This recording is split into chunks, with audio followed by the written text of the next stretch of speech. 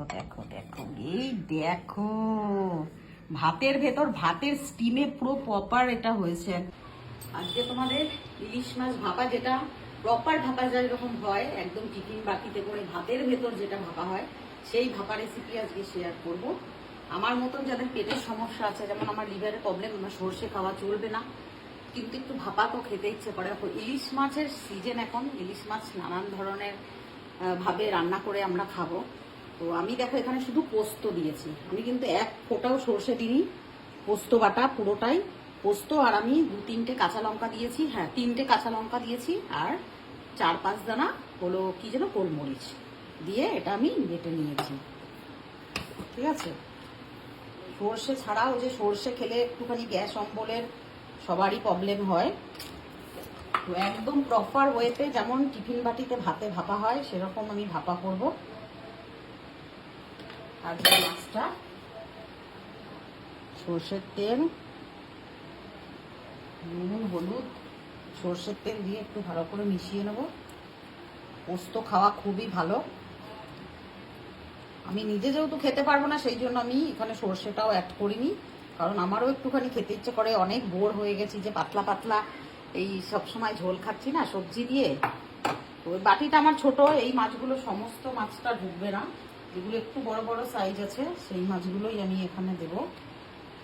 এই যে, আর এইগুলো হবে ভাজা, এইগুলো ভাজা হবে। আর এখানে দেখো চিংড়ি মাছ দিয়ে পটল চিংড়ি হবে। এই দেখো এইভাবে। ও, তার জন্য তুমি পটল কাটতে দিয়েছো? পটল চিংড়ি হবে। এই যে মাছগুলো ভালো করে নুন হলুদ মাখিয়েই রেখেছিলাম আগে। বাটিটা ছোট, বাটি বড় হলে আমি সবকটাই দিয়ে দিতাম, কিন্তু বাটিটা ছোট। আমাদের বড় টিফিন বাটি নাই, টিফিন বাটি আছে কিন্তু ঢাকনা নাই। হ্যাঁ, ভাতের ভিতর ভাত বসাবো তখন তোমাদের দেখিয়ে দিচ্ছি কিভাবে দেবো। একটুখানি এই দেখো মেখে দিলাম। এই যে এটা কিন্তু পুরো পোস্ত, একটুও কিন্তু আমি, তাহলে তোমরা হয়তো ভাবতে পারো যে পোস্ত এতটা দিয়েছো, না, এক ফোঁটা সর্ষে দিনই, পুরোটাই পোস্ত দিয়েছি আমি। তো একটুখানি ওপর দিয়ে একটু সর্ষের তেল তো দিতেই হবে। মানে এত অয়েলি খাবে গো? আমি শুধু একটু মাছ খাবো, খেতে আজকে আমি খাবো, আজকে রবিবার। এই দেখো ব্যাস, আর একটা কাঁচা লঙ্কা, সেই কাঁচা লঙ্কাটা কোথায় গেল, এখানেই ছিল, বাটা দিয়েছি কেন? একটা কাঁচা লঙ্কা আমি চিড়ে এর ভিতর দিয়ে ঢাকনা লাগিয়ে দেবো। তারপরে তোমাদের দেখাবো ভাতের ভিতরে কিভাবে বসাচ্ছি। এই দেখো মাছ হয়ে গেছে। এই যে টিফিন বক্স লাগিয়ে দিলাম ভালো করে। তারপরে এই যে ভাত জাস্ট আমি ধুয়ে বসিয়েছি, এখন কিন্তু ফোটেনি, আমি এই অবস্থাতেই দেবো। ভাতের জলও ফুটবে, বাটিও এইভাবে হতে থাকবে।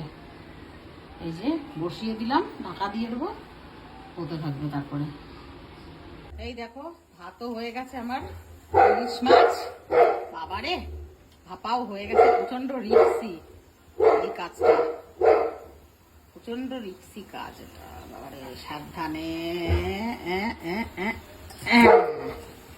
ঠান্ডা হোক তারপরে।